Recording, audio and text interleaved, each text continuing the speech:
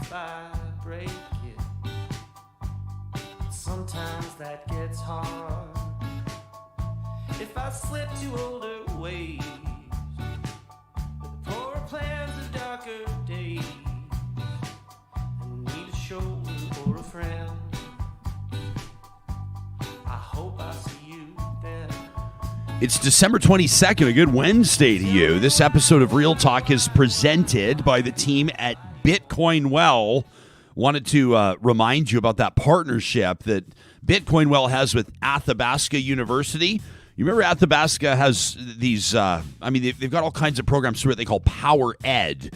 You can go to athabascau.ca and learn more about what that's, the relevance here, why this is sort of, breaking right off the top, why this is our lead today is because Bitcoin Well has partnered with Power Ed by Athabasca University to create a free online curriculum about Bitcoin.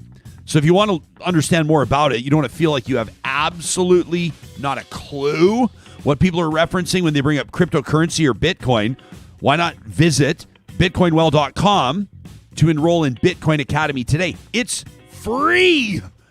Hit it, Sam. Real Talk starts right now. Here's Ryan Jesperson. Coming up in about 10 minutes, we're going to talk to Mike Parker, who's the president of the HSAA. That's the Health Sciences Association of Alberta. In layman's speak, to cut to the chase, Mike is representing the union that lost a brother on the weekend, a paramedic who perished while on duty as those providing emergency, basic life support, you might call it. At the time, we're waiting for an ambulance to arrive. There was no ambulance available in the city of Airdrie, Alberta, where this happened. And we're going to learn more about the bigger picture here. First of all, what happened that night, that early morning, I should say. And second of all, what does this mean for other paramedics and first responders? And what's the truth about a shortage of ambulances in Alberta, the role that centralized dispatch may or may not be playing? We're going to cut right to it with Mike Parker in about 10 minutes. And then our faith leaders roundtable. I'm looking forward to this. This is a conversation with Reverend Michael Coren, an Anglican priest and author, a nationally syndicated newspaper columnist, Noor Al-henedy from Rashid Mosque, and a good friend of mine who I haven't seen, I haven't seen his face in a few years, Rabbi Kliel Rose. I'm so excited to have him back. The rabbi left our hometown of Edmonton to return to what I believe was, I'll clarify with him, but I'm pretty sure his hometown, I think, of Winnipeg. Brought his family back. He was born there, is that right? Or at least he lived in Winnipeg for a long time before Edmonton. You bet. But he came to Edmonton, and everybody in Edmonton fell in love with him and was like, "You are ours. We love you here. Thank you for playing such an important role in sort of interfaith dialogues and leading the Jewish community in Edmonton." And then all of a sudden, poof, Rabbi Rose was gone, back to Winnipeg. And so I'm excited to have him here on Real Talk for a good conversation. We will visit the mountains today as part of MyJasper Memories. We're going to get into a few of your emails. I'm looking forward to getting into this one from Michael, who wrote in to talk to us about the fact, perhaps it's an inconvenient fact for those that are arguing that pipelines are the main impetus for Alberta's exit from Canada. We heard that from Dr. Barry Cooper on the show a few days ago in debate with Senator Paula Simons. If you missed that one, you've got to check it out. Literally, Cooper leaves with a bloody nose, literally. But Simons, though she pulled no punches, was not responsible for his bleeding. It prompted Michael to write in. He exclaims in his subject, "Half of American oil pipelines sitting empty." We're going to get into his email on that. Plus news of the day as it develops. That includes word out of Calgary that if you're tuning in now, you probably already know this. Calgary's Mayor Jyoti Gondek confirming that the Calgary Flames, or the Calgary, the organization that's representing the Calgary Flames here, Calgary Sports Entertainment Corporation, has let the mayor's office know that they're probably pulling out of this arena deal. This will probably be disappointing to some Calgarians and probably to Flames fans who are looking forward to a new arena. The word, and we've been in touch with the mayor's office, they basically say, escalating costs, cold feet, brakes were applied. That's what happened. That's the story. I'm oversimplifying and under summarizing here, but basically there have been some additional costs, as is oftentimes the case with this. Started around $550 million. It's jumped to about $610 million. There was an agreement between the Flames. I'm going to say, this organization, I'm just going to say the Flames. You know what I'm talking about. The Flames and the city that they would share some of the costs, and then they reached a deal that said any further overruns the Flames cover. The city can't cover anymore. The mayor's office has had some priorities, like adding solar panels to it. There's been some changes to the roadways, some implications on cost, and the Flames have said, we're not doing it anymore. Per the mayor, says Jody Gondek from her Twitter just last night, this was, 10 hours ago or something like that, 15 hours ago. She says, I spoke with Murray Edwards. Keep in mind, Murray Edwards, the gazillionaire, the big oil and gas guy. I'm sort of wondering even if the solar panels are annoying Murray Edwards. Like, honestly, I'm not even joking. I wonder if he's annoyed by the solar panels. I don't know. Well, when you look at construction projects, there are things that get cut right off the top, right? Yeah. And they're like, okay, well, we don't need those, and we don't need these. And Yeah. I bet you solar panels are right at the tippy top You of that look at list. Seattle's arena, though, it's absolutely stunning where the Kraken are playing right now, Climate Pledge Arena. And I wonder if maybe Mayor Gondek saw an opportunity to send a message about Calgary. All right. When you think of Calgary, you think oil and gas. There's nothing wrong with that. You shouldn't be embarrassed about that, Calgary. You should be proud of that, Calgary. You have fueled the country's economy for decades, as if you don't know this already. But Calgary's changing, and it's exciting. There's big potential for Calgary, but I can understand why it's the mayor's priority to get solar panels on the arena. Is this all about solar panels? Probably not.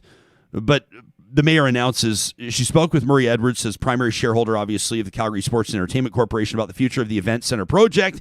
He informed me of the Flames' intention to pull the plug on the deal. Why? Says the mayor, here's what I know. And then she kind of goes into a lot of the stuff, and I'm not going to get into the weeds because it's a lot of numbers on who's sharing which costs, etc. But here's where it gets interesting. The mayor says the city came to the table to assist with $6.5 million in roadways, leaving about $9.7 million for the Flames. And based on this gap, they informed me they're walking away from the deal. So is this over $2 million? I don't know.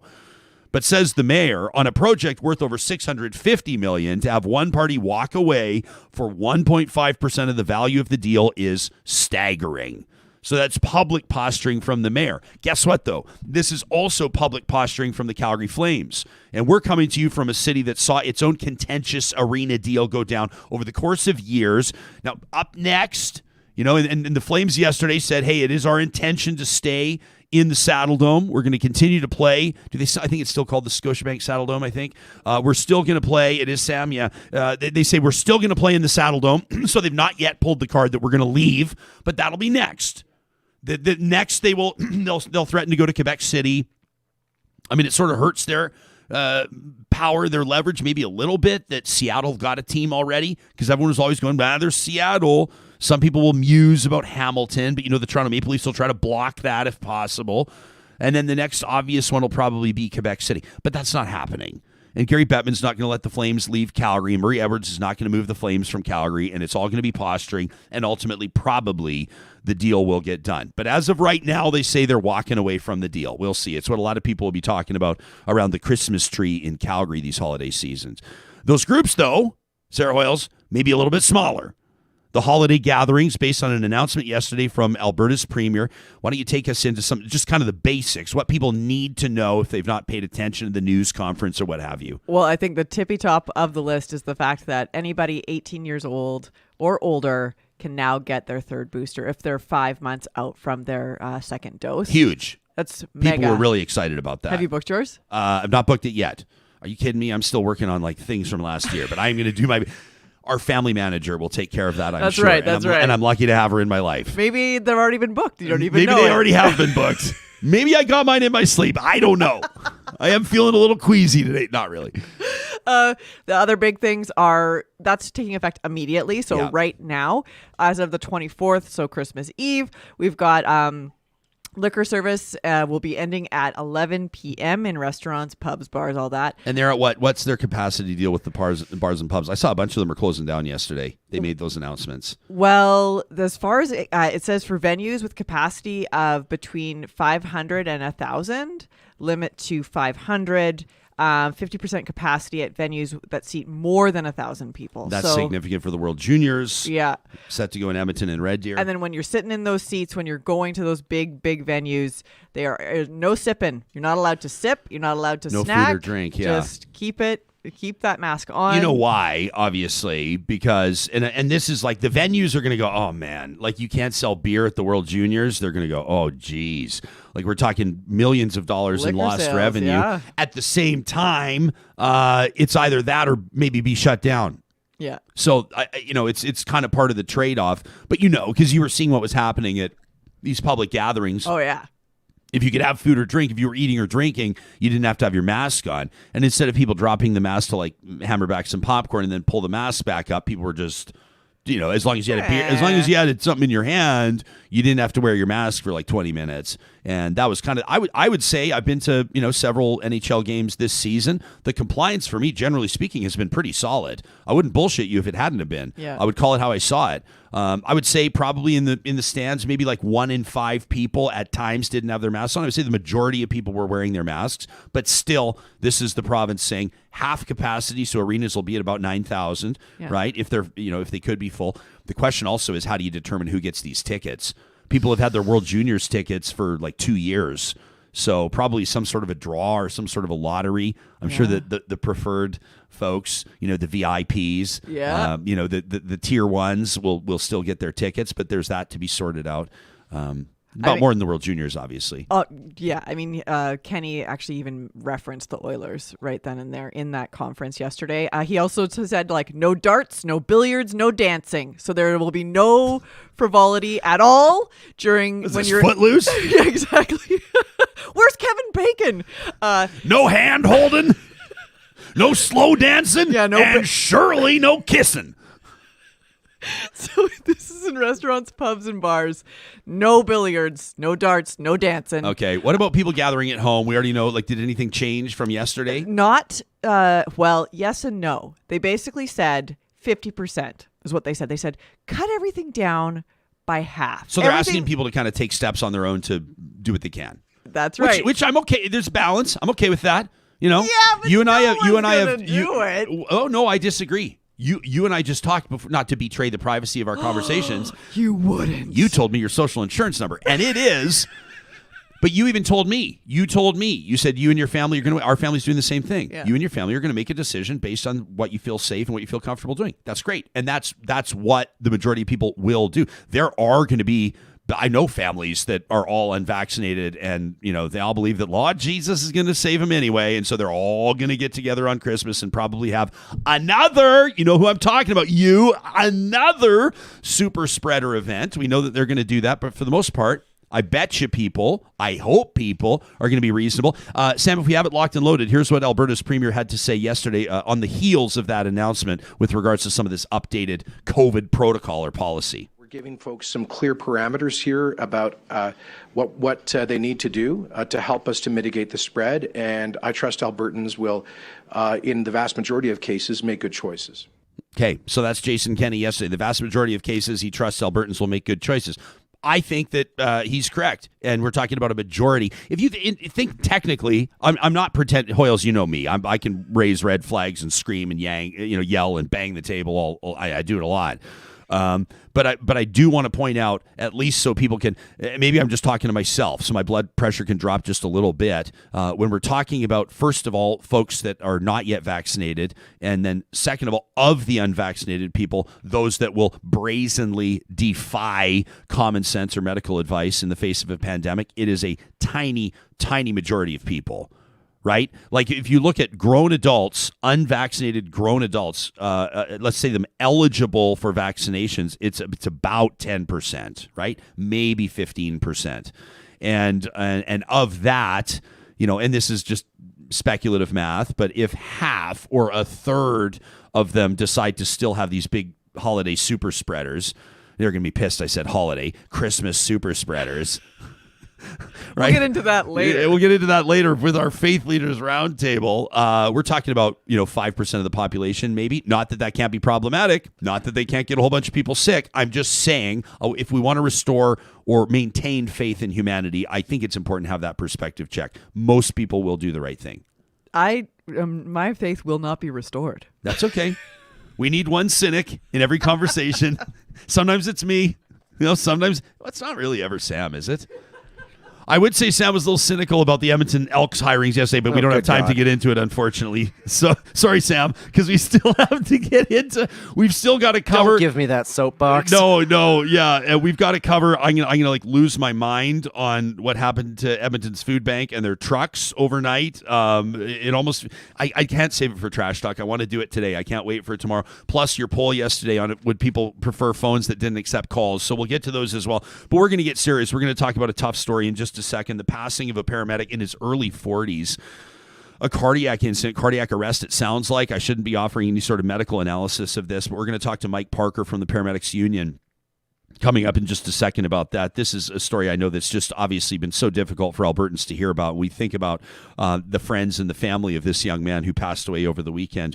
I want to remind you, of course, this show is made possible because of sponsors like Park Power.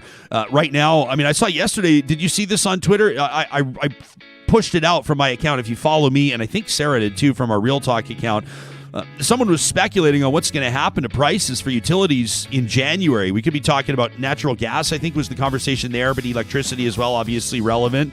Park Power's got internet too. They're your friendly local utilities provider offering fixed and variable rates on utilities, so you can swap back and forth if you want month to month. There's no contracts. You're never locked into a deal that you determine to be no longer fitting what you're looking for. It's why we love to deal with them. The promo code 2021-Real Talk gets you $70 off your first bill from Park Power at parkpower.ca. A big shout out to the team at Kubi Energy. I bet you Jake's already he's probably already seeking out, are there RFPs going on for the solar panels on this new Calgary arena? I wonder what Jake's probably going, damn it, right now. We'll see. I mean, they do big, huge projects, right? If you go to their website, kubienergy.ca, you see that picture there in the background. That's the Edmonton Convention Center. That whole thing, it's designed to look like a cascading sort of a waterfall, like a water feature right there on the shore of the North Saskatchewan River. That's a solar installation by Kubi Energy. They do residential projects as well. No job too big or too small. You can get a free quote today at kubienergy.ca. And Sam, could you call up Brad's Boots for me? You know what I'm talking about. We've been telling you about Breathe Outdoors for several weeks now. Super excited about how their rebrand went. You've known them as Campers Village. You've trusted them since the 60s. Well, now they're Breathe Outdoors, bringing you the quality outdoor gear you need no matter what your outdoor pursuit is. And for Brad, a real talker, that was boots for work. He said, I needed these boots for work. I'm working outside. He said, I was amazed to find this pair at Breathe Outdoors. The staff was very helpful, pointed me in the right direction for what I needed. Thanks for all the help. That from Brad. Nice kicks, pal. Looking beautiful. Breathe Outdoors has a big sale on right now. 40% off selected items. You can check them out online. And, of course, if you go see him in person, let him know that you heard about him on Real Talk. Minimum $30 purchase gets you a free ceramic mug at the till from Breathe Outdoors. Well, this is a story that's tough to talk about, and our thoughts are with first responders across the province, across the country, that are mourning the loss of a young man by the name of Mike Hart, who passed away following a cardiac incident while on duty, working as a medic. He was at a hospital facility in the city of Airdrie, just north of Calgary. And as the story goes, an ambulance unavailable to assist in basic and then advanced life support. Mike Hart passing away over the weekend. Mike Parker is the president of the union of the Health Sciences Association of Alberta, representing 28,000 health professionals in Alberta's system. Mike's also been a first responder since 1992. He's seen it all, and we're grateful that he's agreed to join us today. Mike, on behalf of our team here at Real Talk and on behalf of the general public, we offer our most sincere condolences. This is obviously a very difficult loss for many different reasons. Tell us about Mike. First, Ryan, thanks and appreciate being here and your condolences. I hope our members who are listening live right now will share in that. So thank you. Mike Hart, in his day of his passing, was working in a facility north of Calgary. We have paramedics stationed across the province, Ryan, in all sorts of healthcare facilities that provide that backup care, Fort McLeod right to Peace River. And that's where paramedics provide some of their most amazing skill sets. They are first responders, and sometimes patients come to them. And so when you have these remote facilities or these out of area facilities, they are the terminal healthcare point for people. Mike Hart, and in that shift, was the ACLS provider for the community that he was protecting that day. And so in that incident, what we find here, and if I could walk the path of what it was like to be in the boots of the people that were involved in that morning, Saturday morning, to those who were working with Mike, they had a normal shift that night, treating people in the community. And all of a sudden, one of their own stumbles and collapses. And to shift from responding to persons in need to shift to responding to your colleague who is laying there is such an immense emotional shock to the system, but they are professionals and they did what they needed to do. Our communications officers receiving the call that morning saying that we need backup, and to the responders who came out of Calgary responding to that call. It might not have been immediately known to them, but as they were traveling up to Airdrie, they would have damn well known that they were heading into one of their own, and the longest drive. And so when you think about all of those pieces together, and the family of Mike Hart, who was then notified following this, it's devastating to the folks who were involved. It's devastating to the community because this conversation has been ongoing, I'm going to suggest, Ryan, for a generation. We've been talking about our ability to respond to the needs of this province. And today shines a special light through the eyes of one of our own who has passed away. Mike, I'm going to tell you, yesterday, just in the course of my day, I was stopped by two people on the street. One of them a retired firefighter, and one of them a paramedic in a major Alberta city that has just returned to the job from mental health leave. And both of them had heard that you were going to be on the show today, and they wanted to talk to me and provide some background and some perspective on the morale of paramedics right now, on some of the systemic issues, some perspective on centralized dispatch and the role that it does or does not play in incidents like this, on short-staffedness, on people leaving early, leaving a career in EMS unforeseen way before they thought they might.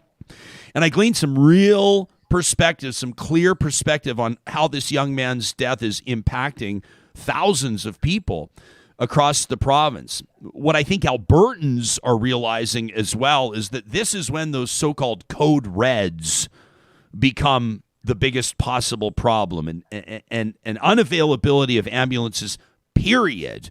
And I know that many people are saying that Mike Hart's death must not be in vain. This must be something that we address in meaningful fashion. Is this as simple as investing in more ambulances and attracting more people to work as paramedics, or is it bigger than that? Ryan, we need to stop and just touch on the morale side of this piece first. And as you have said, that there are people coming to you now on the street saying, listen, there is more to this story. The folks that we entrust to keep us safe, Ryan, work in an environment that is the highest stress. They respond to the worst day. And just any listener out there, just think of the worst day and what that looks like. And these first responders are heading into those events. They work in an environment where they have a predatory employer who ensures that discipline is enacted for these folks, and it is very difficult to work there. Our communication center, our dispatch members that are out there every single day are on the front lines. They are the best of the best. And when you look at this system, they have a full perspective of the province today, instead of this broken up piecemeal system that we used to run. There is no way a dispatcher can come up with a ghost ambulance that doesn't exist. There are no ambulances to dispatch anymore out there. We've gone from 1,000 calls a day to 1,500 calls a day and no resources added. Dispatch is now enacting urgent disconnect. They're hanging up on 911 callers to answer the next 911 call. Imagine being in that position. And that has nothing to do with consolidation. It was probably the best move we ever did. It took 10 friggin' years to get there, which is embarrassing. The morale is in the toilet. Our system is running on code red. And Ryan, when I was first hired into the city of Edmonton in the early 90s, our paramedics wore a t-shirt that said code red, you're dead. That was what we wore under our uniforms. So this is not a new conversation, but it is hitting so hard now, where our crews are doing the 30-minute, 40-minute, hour response times, lights and sirens. As a paramedic is being dispatched to an event, you heighten your energy level. You move into the fight or flight response. Your adrenaline starts coming up. The calls become more updated, more serious as you're rolling to the event. And instead of a 6-minute or an 8-minute response to get to the people in need, you are driving at that level of intensity for an hour. And when you walk in the door of that house and that person's been laying on the floor for 60 minutes with a busted hip or was chest pain, now cardiac arrest, this is the world they're in. And there is no reason for it. Back in the day, we had enough, just enough paramedics on the street that we could make a 7 or 8 minute response time. Today, we are sucking in Edmonton area, the Ledukes, the Westlocks. In Calgary area, we're drawing in the Camrose, Cochrane, all the way to Fort Macleod in my hometown of Coaldale, are being sucked into the major centers. This is what it looks like, and it is truly unacceptable. The very last truck in the entire province will be sitting in either Calgary or Edmonton, leaving the entire province exposed.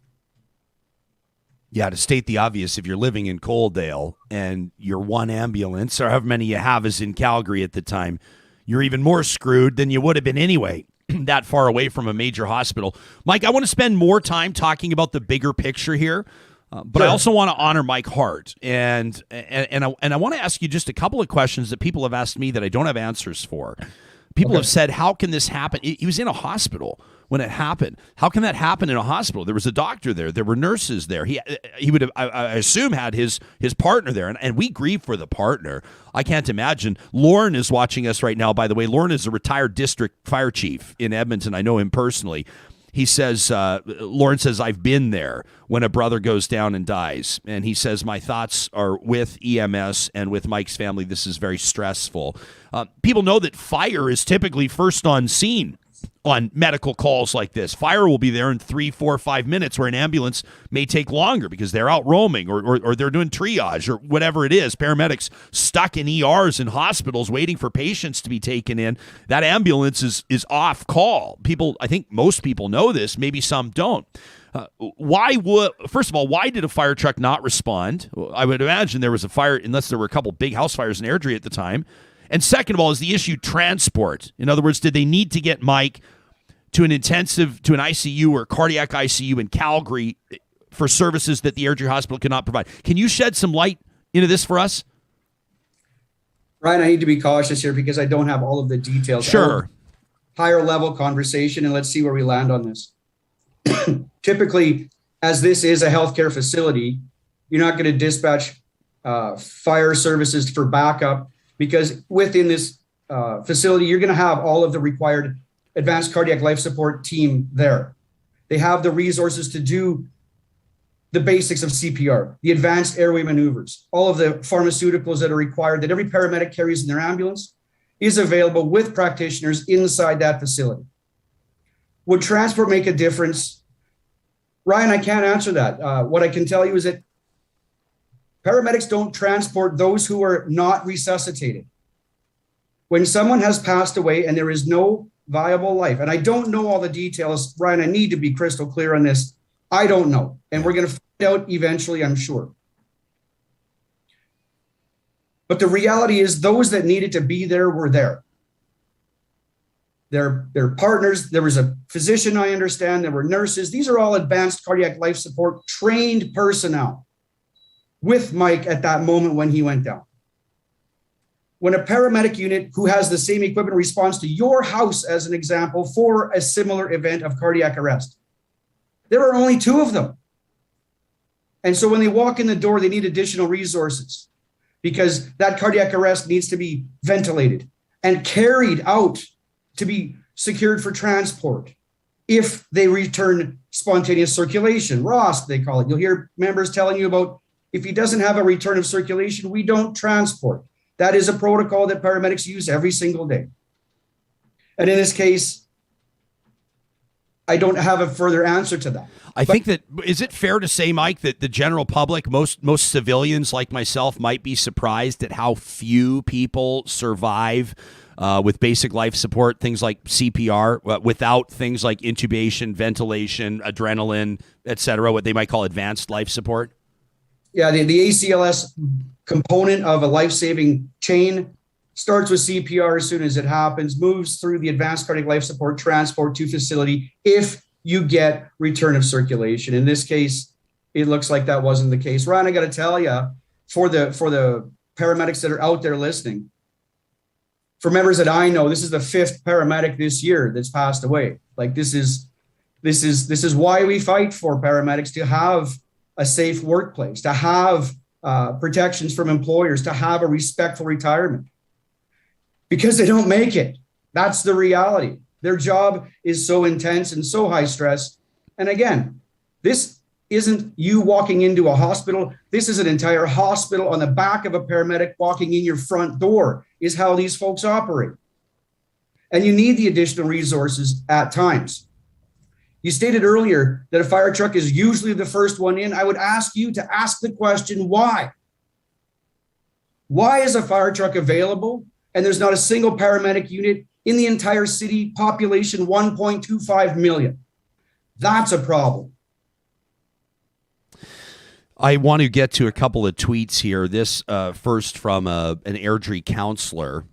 She tweeted just hours after this tragedy. Heather Spearman did. She says, "This is an immense tragedy. My heart breaks for his loved ones, to his colleagues, and to those who worked to save him. I'm lifting you up in my thoughts, and I'm grateful to you for your tireless efforts," said Councillor Spearman. "I am so sorry for your loss." This tweet had people talking, Mike, and it's since been deleted from Alberta Health Services, the second one I'm going to read. This was in the hours to follow. Alberta Health Services, from the official verified account, said, "This is a tragic situation. Our thoughts are with the family and the loved ones of our colleague. A shortage of resources did not play a factor in the care and treatment our colleague received." Your thoughts on that? Well, I think, Ryan, we talked a bit earlier about the type of employer that these folks operate under the most intense circumstance with. That shows you how, I'll leave you for explicits this morning, it is close to Christmas, how tone deaf this bloody employer truly is. These folks are just learning the impact of losing one of their own. And they choose to take it to a level that is so...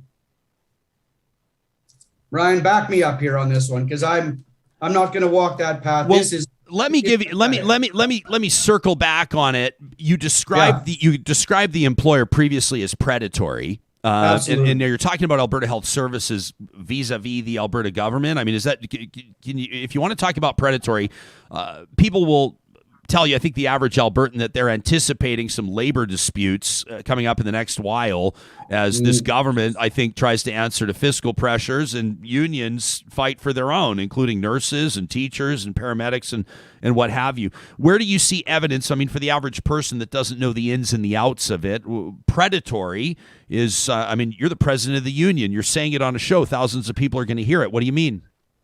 I'm talking about at the level of management of AHS, EMS, and down. When you and the tweet shines a pure light on how bad this really is. The actions of disciplinary against our members on a regular basis is nonstop. There is no leadership. There is purely management of these folks who are exhausted. They're frustrated. They can't get to the calls when people are dialing 911, Ryan. And yet, we see this kind of comment come out there. You want to talk about bargaining? We can find another day for that one. This is not that. We have been sounding the alarm for months on the desperate circumstances our paramedics are in. They are at risk. They are trying to protect the public by raising the alarm and saying there's a problem here. And yet, well, and you want to know why you don't see a name on any of the posts that we put out? I will tell you damn straight that if the employer knew who the people were that were providing us information, they would no longer be available for service in this province. And that's just the way it is out there. We are heading to the fifth wave. We are being forced mandatory overtime across the healthcare system. There is time off being denied to those that realize, I just can't come back for another day. Denied. This is the circumstance they find themselves in. And yet, in the face of being redeployed, they show up every single day to do the job. Mike, you made a comment earlier. I want to clarify. You said it took us 10 years to get there, but it was one of the best moves we ever made. Are you talking about centralized dispatch? I'm getting really mixed messages from people. I get so many off the record and confidential notes from people that are working as first responders or working on the flip side that are saying this. I mean, they're saying this is all politics, but then I'm seeing, the mayors in Calgary, I'm seeing mayors in Fort McMurray saying they want to get off this centralized dispatch. What role does this play? What's the official position of the union representing 28,000 healthcare professionals in Alberta?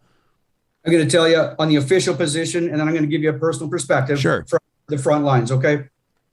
Officially, these union members are on the front lines. They are the lowest paid dispatchers in the province. P.S. Ryan, let's get that out there. And they are doing everything that needs to be done, and they've been doing it for a long time.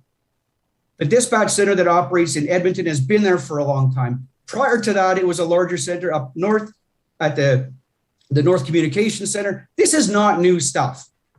What is new is taking it out of the city of Calgary or the city of Fort McMurray or Lethbridge.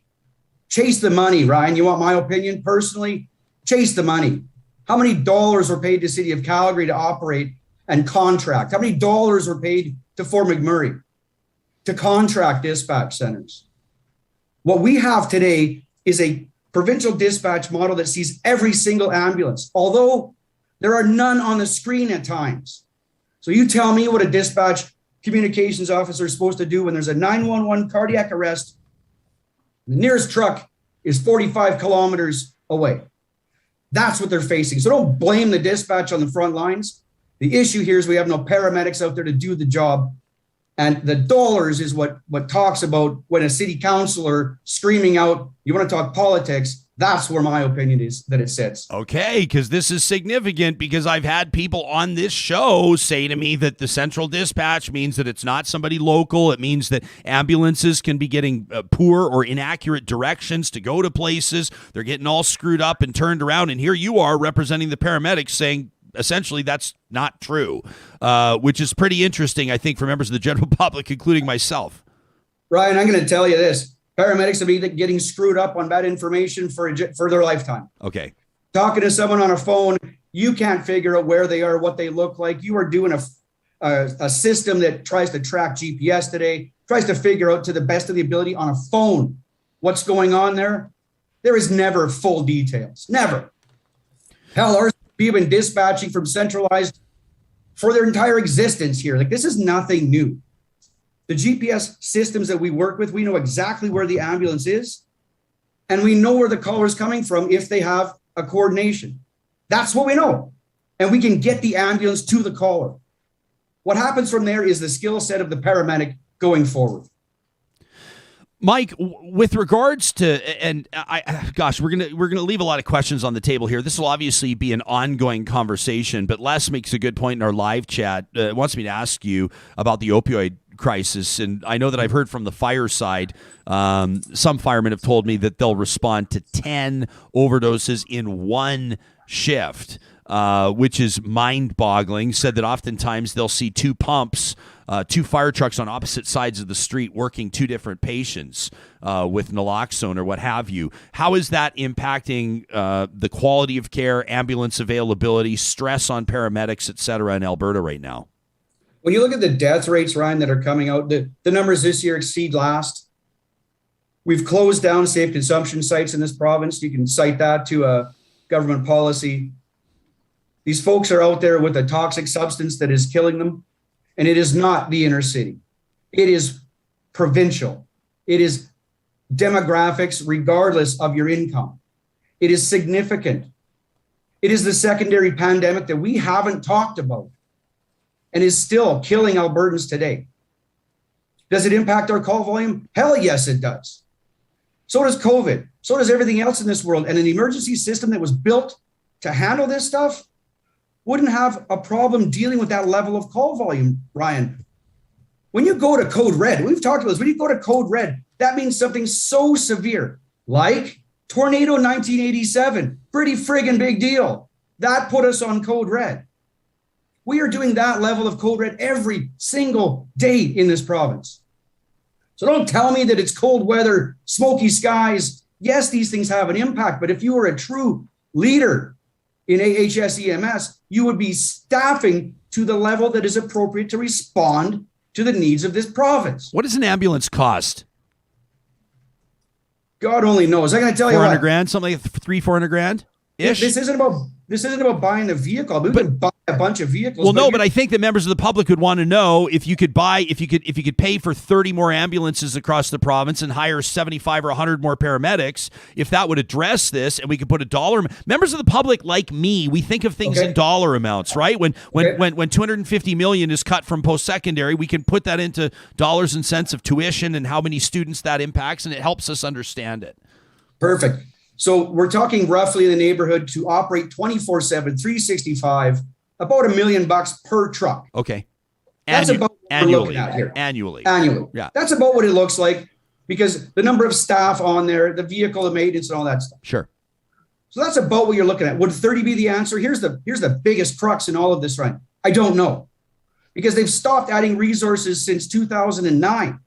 We don't have any additional resources on the street today. So God only knows what it costs today. You got to try and work it out. When the City of Edmonton flushed paramedics off onto Alberta Health Services, they found $25 million in their budget. It so happens we had 25 trucks at that time. That's what I've got for you. I don't know. We got a budget of $400 million, and I have no idea where that money is being spent. Okay, we've got our bullpen's full right now. We've got a roundtable, and I know you've got a lot to handle, a lot on your plate right now, Mike. I want to ask you two questions. This one might be a huge one, but if you could just touch on it, does policy need to change? I mean, there's one thing where we say we need to invest in more ambulances, we need to hire more paramedics, we need to be better staffed. There's also, I think, probably the other potential solution, or maybe a way to address this, which would be more nurses available for triage, more people in ERs, in hospitals. I've been in hospital. We were in hospital 3 weeks ago received excellent care, by the way. But we were in the. I'm seeing paramedics just sitting there in the hallways, not being lazy. They're sitting there with their patients, waiting for hours. There's a whole the whole garage, the drive up to the ER. There's like 4 ambulances just sitting in there. The paramedics are all just sitting in there waiting for these patients for the care to transition. Isn't that another way to manage this? Ryan, it is another part of this conversation for sure. You stopped investing in paramedics. You didn't add any more units to the road, boots on the ground. While we had a population growth, while we had call volume increases, you did nothing as an employer. Ryan, since the 1990s, we have less hospital facilities than we did in the 90s today. So yes, our entire system is taxed. They're choosing to use all of these other pieces as this is the problem. They tried 150 different opportunities to get paramedics back on the street. Zero have. So I'll tell you what I know is there's not enough paramedics on the street. Whatever the hell's going on in those hospitals right now, again, I'm going to step right into it. It's a government policy that needs to be understood. If we don't invest in our healthcare system, this is what it looks like. And right now, we're in the middle of privatizing a whole bunch of the folks that did all the lab testing for us. They work in labs across this province, which means we will no longer have control over volumes that they test every single day. And guess what? We're in a pandemic. We can feel we can feel the emotion, Mike. It's understandable. Finally, I just need some clarification here. As members of the public, oftentimes we have information that becomes available to us on social media platforms and otherwise, and I need to know who the people are behind the accounts. So here you are. You're the president of HSAA, the Health Sciences Association of Alberta. You're the president of the union representing 28,000 healthcare workers. Who are these guys? The Alberta EMS Advisory and Advocacy Coalition. It sounds like an official title, but I'm getting a whole bunch of private messages from people that are saying, beware of these folks. What's the deal with this account? Who are these people? I'm going to have to speculate. They are not us. Okay. They are not my voice. They are not my direction. They are not the union's voice. What are they exactly? I'm concerned because out there, people have a solution to all of this to say, well, I could just get a pickup truck with a camper on the back and be a transport vehicle to solve all these problems. We tried using taxis in the past and people died in the back of the taxi. And I got to go back to the 90s when this was going on. So let's be clear. What I will always advocate for is our frontline professionals are the ones that are trained. They are the experts in healthcare. Do not sell out this profession trying to make a buck off of a private industry. Nobody should be making profit over patient care. Okay. Mike Parker is president of the Health Sciences Association of Alberta. I really appreciate not just your availability, Mike, but your candor. And I want to refocus this. I want to go out with a shot of it's a tragic and beautiful painting at the same time. I encourage people to follow Danson Photo Art on Instagram. I first met this guy. I was hosting a conference, Alberta Emergency Management Association. Sam, it's the painting I sent you earlier this morning. You showed it to me. I know you have it. The guy, it's a painting of Mike Hart. And Dan does these incredible paintings. Unfortunately, it's heavy subject matter. It's first responders, including members of Canada's military, oftentimes that have perished and sometimes in the line of duty like Mike. It's a beautiful image with those wings on his shoulder, but it's obviously so incredibly sad. We recognize and honor Mike Hart today, and moving forward, we remember his service to the public. And Mike, we mourn along with you and your members. Thanks for doing this. If I could just say that, Ryan, a lot of our members are listening live right now. So a shout out to every member on the front line over the holiday season. It's going to be a tough one. Take care of each other. And to one special member named Donna, who's out there listening. She's your number one fan, by the way, Ryan. And thank you for having an interest. God rest Mike, and God save all of those paramedics on the front line. Thank you. Thanks, Mike. That's Mike Parker from the Health Sciences Association of Alberta. You can let us know what you think about what you've just heard. I know there's a lot to process. We're getting a lot of messages from people that are working as paramedics in the province and sharing many thoughts with us about the structure of management and how hiring is working. And they're concerned seeing people leave early. And they're concerned about where these salary negotiations are going to go. And there's a lot of talk about rot. And I think that was a real perspective check that Mike provided for us there. It's obviously the union's perspective, and we will endeavor to continue to bring you other angles of the stories that matter. I mean, what matters to Mike Hart's family is that Mike is not going to be here for Christmas, for the holidays, died as a young man. Just a few years past his 40th birthday, serving Albertans.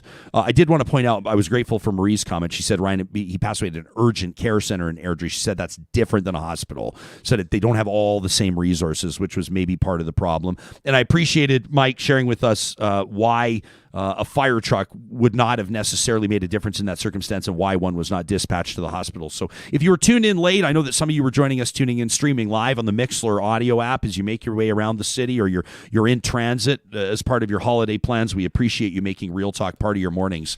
I want to remind you right now that Athabasca University is Canada's online university, and January is a big month for them because this is when a lot of us are going to start thinking about bettering ourselves, learning something new, turning over a new leaf.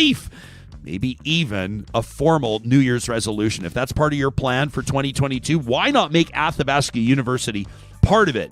You can browse their programs and courses online at athabascau.ca.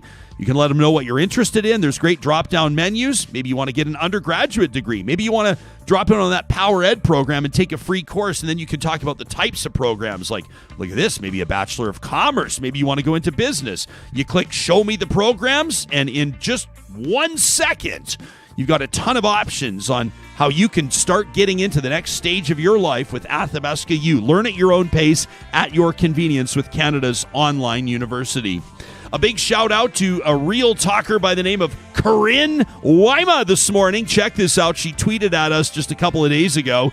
She says, I picked up a brand spanking new Dodge Durango from St. Albert Dodge. Obviously, she says I had to slap a Real Talk sticker on there. Corinne says, I love listening to and supporting Real Talk. Thanks for keeping it real and addressing the issues that matter most. First of all, look at this whip. This Durango, what an absolutely beautiful rig. I love that color. I don't know what you call that. Green is underrated. What is that? What would that green be? Is that like a... I'd call it like an electric green. It's kind of like something. An electric green. I like that. Electric green, and then she's got her blacked out rims. Absolutely sick whip, as the kids would say. And then check this out on her back window. She's got the Real Talk vinyl stickers. I like she double stacked our logo and our hashtag. The double stack on the Durango. It's no, I was gonna make the double Dion reference. Never mind. Pierre Maguire. This would be the double Durango. Those of you hockey fans. Corinne, love it. Thanks for supporting St. Albert Dodge with your purchase. Sherwood Dodge, of course, as well. You can shop both their inventories online right now via the sponsors tab on our website. And we also wanted to take a second to mention as well our friends at Friesen Brothers. You know, I got to tell you, the outpouring of interest in their take-home dinner boxes has been so huge that they are officially sold out at their South Edmonton Rabbit Hill location as well as their Stony Plain location. But you can still order a pickup Christmas dinner box in Fort Saskatchewan, and it's a stunning Friesen Brothers store out there in Fort Saskatchewan, by the way. They've also got a lot of gift ideas, plenty of gift boxes, and a limited number of those pink pineapples I was telling you about. The coolest fruit I've ever seen. More of them coming in this week. You can order all of this online at friesen.com. Well, I'm really looking forward to this next conversation. We're calling it our Faith Leaders Roundtable, but you know, don't worry. I was going to say they're not going to try to convert you, but maybe they will. They'll do it subtly. I consider these people friends of mine. We wanted to bring folks together from different traditions to gather and to reflect on the year that was, to talk to us about their traditions through the holiday season, and just kind of, I guess, in a way, to provide some insight into the things that we care about. Things, items of everyday life. And it's such a pleasure to welcome to the program Noor Al-henedy, who's the Public Relations Director, Communications Director at the Canadian Islamic Center at Al-Rashid Mosque.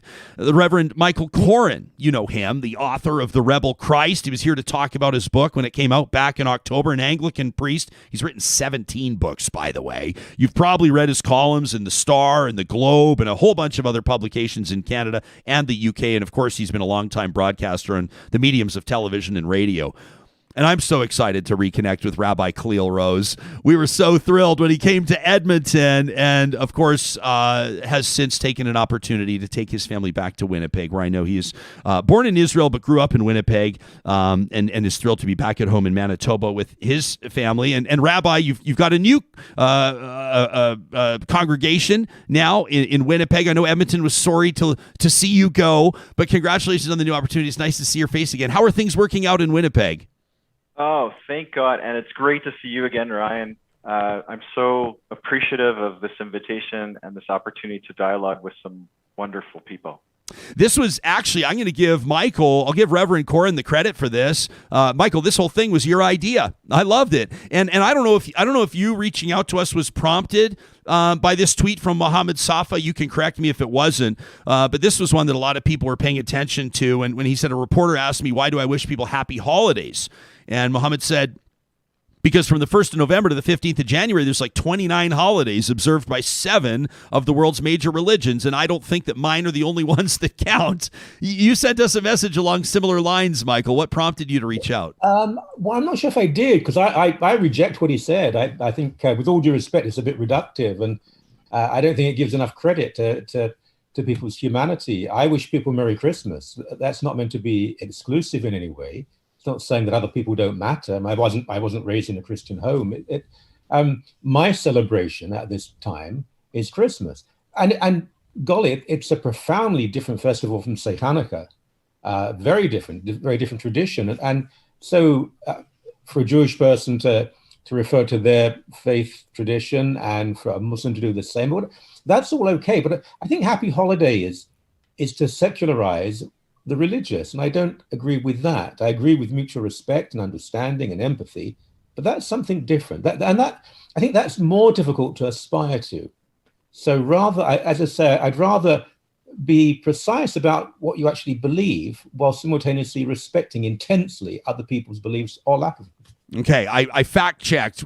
I went back, and when you reached out to me to get technical, you said to me, we've got to talk about the fact that there isn't a war on Christmas. That was what you reached out to say. So we'll get into that in just a second, but let me officially welcome Noor. Welcome to the show. Thanks for being here. Well, what do you make of that whole premise, that whole idea of happy holidays as opposed to a Merry Christmas or a Happy Hanukkah or whatever your tradition may be? What do you say to people through the month of December and into January?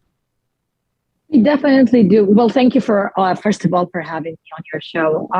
We do generally use Happy Holidays as a term to just greet others and just basically join them a little bit in their celebration. And that just goes back to more of a religious belief. A lot of community members don't really exactly go into in-depth research trying to find out why each religious group is celebrating something in particular. So Happy Holidays generally just covers the whole spectrum. It is the more common used word within our community. That is true. How about you, Rabbi? Do you automatically, I mean, your tradition obviously would be to recognize and celebrate Hanukkah. Would you wish people on the street a happy Hanukkah? Do you say happy holidays? Do you say Merry Christmas? What do you say? Yeah, I have to say I'm a bit torn. Hanukkah ended a while ago, and so ordinarily I wouldn't say to somebody who's Christian or Muslim or any other faith tradition, happy Hanukkah. But if they initiate that greeting and offer that to me, I wish it back to them. And then I find myself, just adding a little addendum saying, "What if that's not the holiday you celebrate? I wish you a happy holidays." Because I am trying to find some sort of generic term that would honor that individual. I think it's going to depend on who I'm speaking to. And I must tell you, I grew up in Winnipeg for all of my childhood. It was always a little strange when people wished me a Merry Christmas. I didn't take offense to it, but I wasn't quite sure how to receive it. It felt as if, it was a blanket statement, that the assumption that was being made by that individual offering this greeting, with only good intentions, was that I too am a Christian, and that's not the case. It's not a holiday I celebrate, but I have absolute respect for people who do. And how could someone not respect your position? I mean, it's logical, it's rational, it makes sense, it's a very personal thing.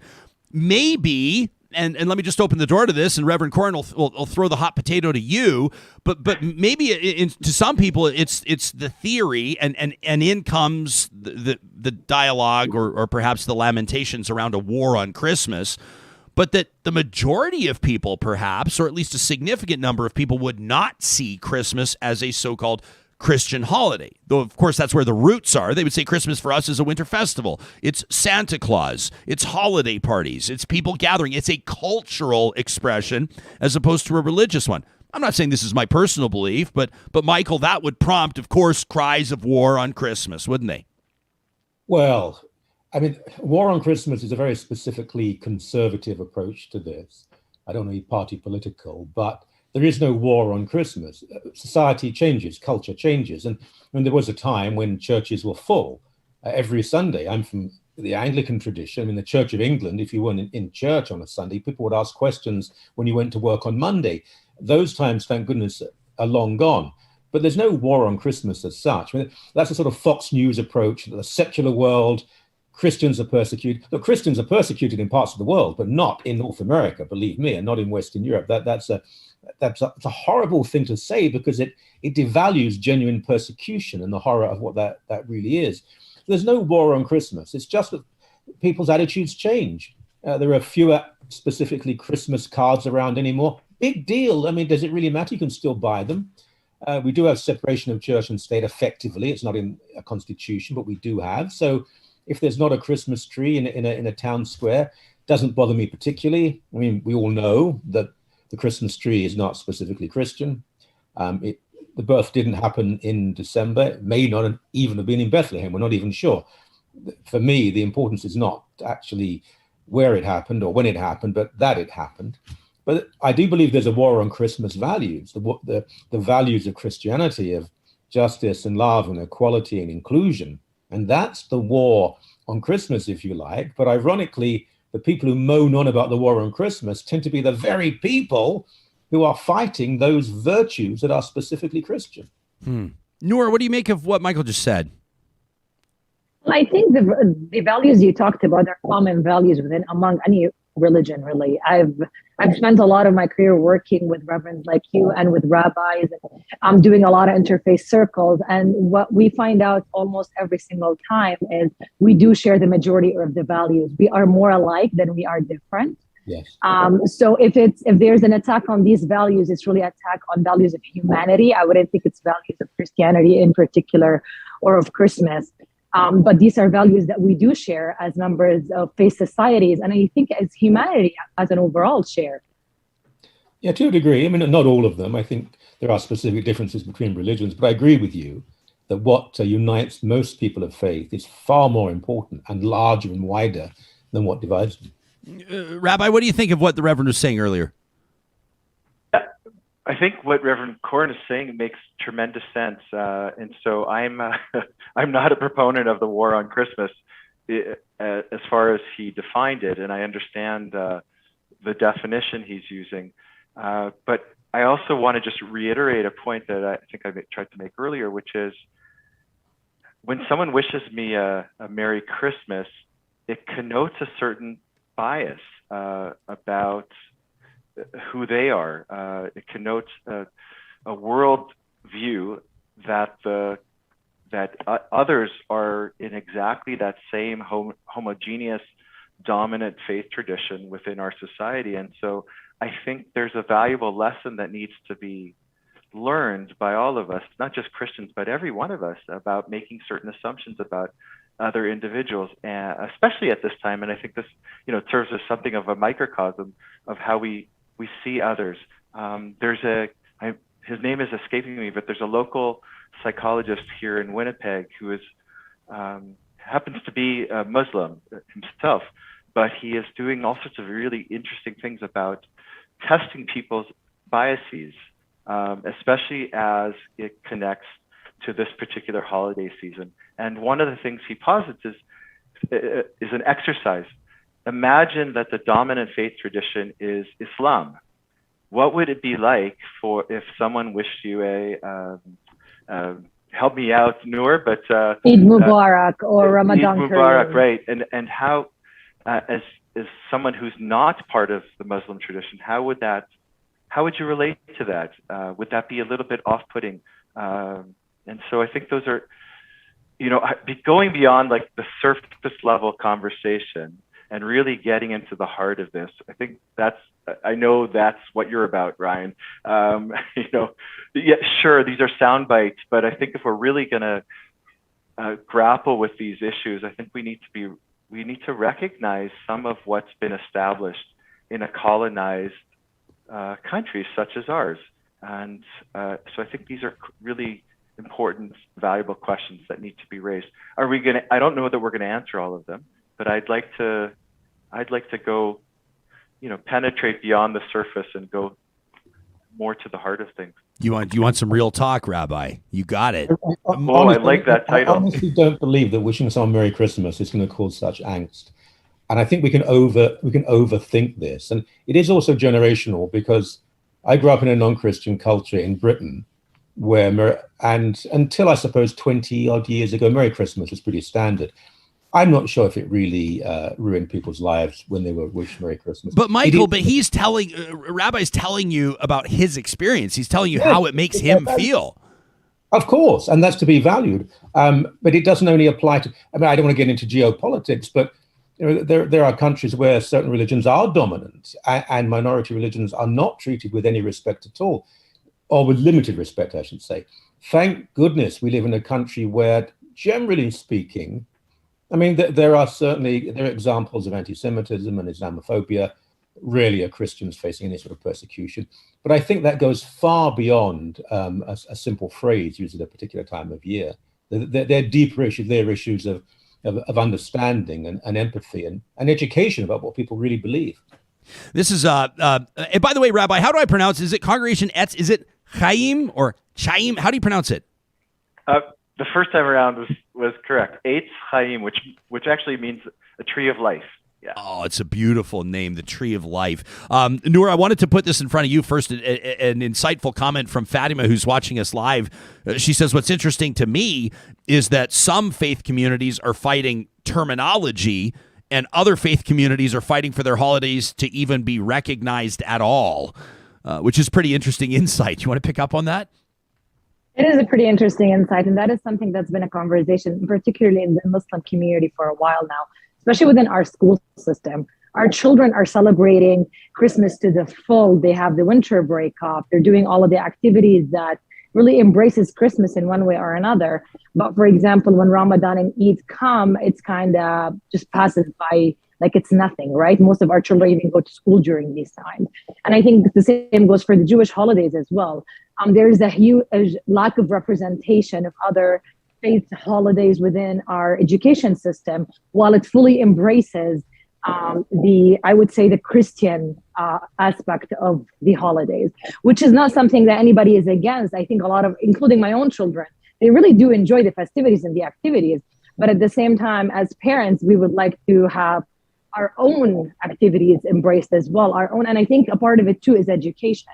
You kind of touched a little bit, Reverend, about Islamophobia and anti-Semitism, but these are huge problems. We've seen families lose their lives just this year because of Islamophobia. That struck us really, really hard, and it wasn't something easy to deal with. And if we fail to educate our young ones, if we fail to introduce, if we don't, what Islam is all about as a religion, what Judaism is all about as a religion, and all the other religions, I'm not just specifically pointing out at these two, then children at schools are growing up with just one perspective only. And then when you go, of course, when they grow up and they go online and find all of the misinformation that is there, instead of listening from their educators, they are very easily convinced that these people are bad, like the Jewish community is a bad community because they did this and that, or the Muslims because of things that majority of the time are happening overseas. They really have nothing to do with our Canadian society. And we arrived to where we are today. In the past, I think 1 year, over 8 Black Muslim women were attacked simply for wearing their hijab. We lost a whole family in London, Ontario, and we're still not talking about it. I agree. One thing I would disagree. I don't think children are learning about Christianity. I don't think they're learning any religion at all. They have holidays at Christmas and Easter, but that's just the culture of the nation because it was founded, colonized under Christianity. Those times are taken off. But I can tell you from my experience, which is when you speak to young people about Christianity, they have no idea most of You are right, Reverend. They're not studying about Christianity, but these are holidays that are linked to the Christian faith. For sure. Yeah. You look at our stat holidays across the country. I can't say the majority of them, but at first impression, they would reflect the Christian traditions as opposed to Muslim or Jewish or Hindu or otherwise, right? Oh, without doubt, yeah. Yeah. I want to, and by the way, Noor, no, let's just go there right now. Because you talked about these horrific tragedies of family. I don't even, I was going to say, gosh, I mean, they were murdered. I was going to say mowed down. That's what happened. They were murdered, killed in cold blood while out for a walk. Women have been, hijabi women in particular, subjected to violent attacks, including in our home city on multiple occasions here in Edmonton. And then there's Bill 21 in Quebec. A hijabi teacher removed from a classroom outside Ottawa just a short time ago. Bill 21 became real. And Rabbi, I want to pick your brain on this as well, because in theory, it could happen to, for example, a Hasidic Jew as well, or Michael, I guess, in a way, to anybody wearing a crucifix or a collar. But really, I think, Noor, it's fair to say that this is perceived as Islamophobic over anything else. I'm not going to ask you how you feel about Bill 21, because I'm quite certain I know, but how do you feel about the response from the Canadian public, including some city councils that are taking this on in Calgary and other cities? I think the Canadian public has always been very supportive, just within the scope of work that I've done within the Rashid Mosque. And it's important to note that I think a lot of people get shocked when they learn this. Edmonton has Canada's first mosque. The Rashid Mosque was built in 1938. It is Canada's oldest mosque. So that does say a lot about the dynamic of the community that we have here. And we've always had, even when bad things happen, the majority of the community does stand up and does come into support. I think the bigger issue here is the people who are the decision makers, government officials on all 3 levels of government that could possibly make a push, are not really doing much, and are because of the way that our country is structured between provincial government and federal government and whatnot, and all what goes into that political atmosphere. It feels like we are a little bit crippled and are unable to fight a bill that clearly, even in Quebec itself. If you recall, when I believe her name was Miss Fatima, when she had to leave her job because of Bill 21, even parents at the school were outraged. They were like, "What are you doing? Let's bring her back. We are completely against it." But for some reason, the officials that are sitting there and making the decisions are not listening to anybody. And whoever may or may not have the power to pressuring them is saying, oh, we're staying out of this. This is not within our jurisdiction. Rabbi, in your mind or in your understanding, what's an appropriate response from the Canadian public? Or have you spoken with colleagues of yours in the province of Quebec? I haven't spoken recently with colleagues in Quebec, but I think it's abhorrent. Intellectually, I can understand the desire to have a secular country. I think there should be a clear separation between church and state, but I think that shouldn't come at the expense of one's individual expression vis-a-vis wearing some sort of religious symbol. So, Ryan, I just want to, correct you here. It's not a matter of being a Hasidic Jew or an ultra-Orthodox Jew, but someone like me, if I were to wear this kind of kippah, I would be prohibited or prevented from teaching in that same school. Sure, and I wanted to provide just one quick example. It could be a Sikh man wearing a turban. It could be any number of religious expressions, right? Yeah, I mean, if you're asking what I'd like to see as far as a response from the general Canadian population, I'd like to see people up in arms.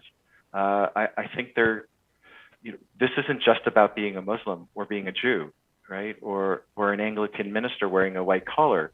It's really gets to the core of what we're all addressing here. I think we're in agreement about this. This is about the fundamental respect for each individual. And in our traditions, in our three traditions, we see each individual as being created in the image of the divine.